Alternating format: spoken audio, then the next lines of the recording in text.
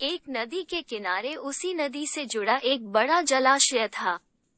जलाशय में पानी गहरा होता है, इसलिए उसमें काई तथा मछलियों का प्रिय भोजन जलीय सूक्ष्म पौधे उगते हैं। ऐसे स्थान मछलियों को बहुत रास आते हैं। उस जलाशय में भी नदी से बहुत सी मछलियां आकर रहती थी। अंडे देने के लिए तो सभी मछलियां उस जलाशय में आती थी। वो जलाशय लंबी घास व झाड़ियों द्वारा घिरा होने के कारण आसानी से नजर नहीं आता था। उसी में 3 मछलियों का झुंड रहता था। उनके स्वभाव भिन्न थे। अन्ना संकट आने के लक्षण मिलते ही संकट टालने का उपाय करने में विश्वास रखती थी। प्रत्यु कहती थी कि संकट आने पर ही उससे बचने का यत्न करो। यद्दी का सोचना था कि संकट को टालने या उससे बचने की बात बेकार है, करने कराने से कुछ नहीं होता। जो किस्मत में लिखा है वो होकर रहेगा। एक दिन शाम को मछुआरे नदी में मछलियां पकड़कर घर जा रहे थे। बहुत कम मछलियां उनके जालों में फंसी थी, अतः उनके चेहरे उदास थे। तभी उन्हें झाड़ियों के ऊपर मछलीखोर पक्षियों का झुंड जाता दिखाई दिया। सबकी चोंच में मछलियां दबी थी। वे चौंके। एक ने अनुमान लगाया, दोस्तों, लगता है झाड़ियों के पीछे नदी से जुड़ा जलाशय है, जहां इतनी सारी मछलियां पल रही हैं।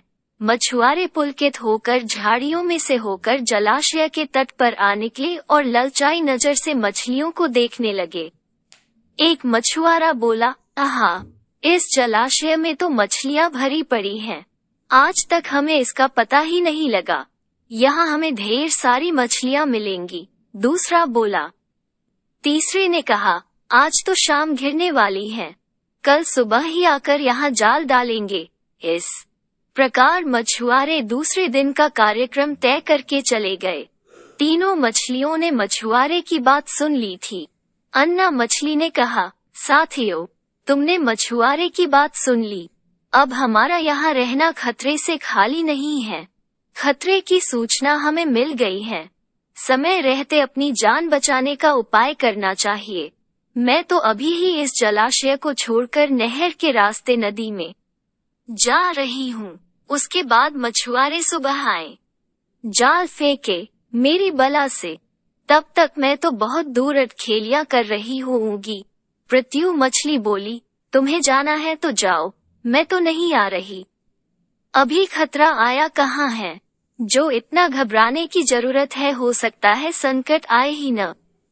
उन मछुआरों का यहाँ आने का कार्यक्रम रद्द हो सकता है। हो सकता है रात को उनके जाल चूहे कुतर जाएं। हो सकता है उनकी बस्ती में आग लग जाए।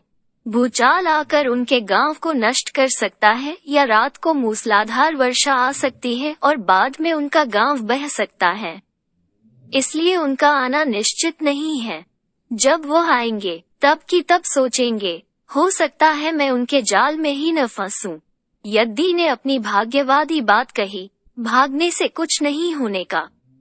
मछुआरों को आना है तो वो आएंगे, हमें जाल में फंसना है तो हम फंसेंगे। किस्मत में मरना ही लिखा है तो क्या किया जा सकता है। इस प्रकार अन्ना तो उसी समय वहां से चली गई। प्रत्यु और यद्दी जलाशय में ही रही। भोर हुई तो मछुआरे अपने जाल को लेकर आए और लगे जलाशय में जाल फेंकने और मछलियां पकड़ने। प्रत्यु ने संकट को आए देखा तो लगी जान बचाने के उपाय सोचने। उसका दिमाग तेजी से काम करने लगा। आसपास छिपने के लिए कोई खोखली जगह भी नहीं थी। तभी उसे याद आया कि उस जलाशय में काफी दिनों से एक मरे हुए ऊदबिलाव की लाश तैरती रही है। वो उसके बचाव के काम आ सकती है। जल्दी ही उसे वह लाश मिल गई। लाश सड़ने लगी थी। प्रत्यु लाश के पेट में घुस गई और सड़ती लाश की सड़ांध अपने ऊपर लपेटकर बाहर निकली।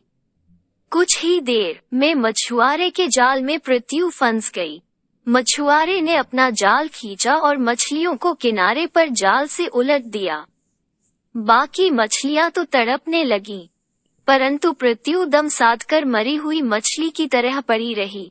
मछुआरे को सड़ांध का भभका लगा तो मछलियों को देखने लगा। उसने निश्चल पड़ी प्रत्यु को उठाया और सूंघा। आक, ये तो कई दिनों की मरी मछली है, सड़ चुकी है। ऐसे बड़बड़ाकर बुरा सा मुंह बनाकर उस मछुआरे ने पृथ्वी को जलाशय में फेंक दिया। पृथ्वी अपनी बुद्धि का प्रयोग कर संकट से बच निकलने में सफल हो गई थी।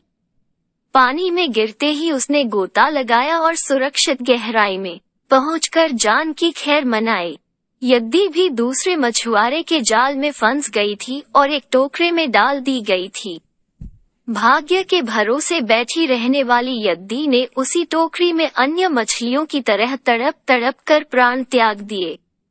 सीख: भाग्य भी उन्हीं का साथ देता है जो कर्म में विश्वास रखते हैं और कर्म को प्रधान मानते हैं। भाग्य के भरोसे हाथ पर हाथ रखकर बैठे रहने वाले का विनाश निश्चित है।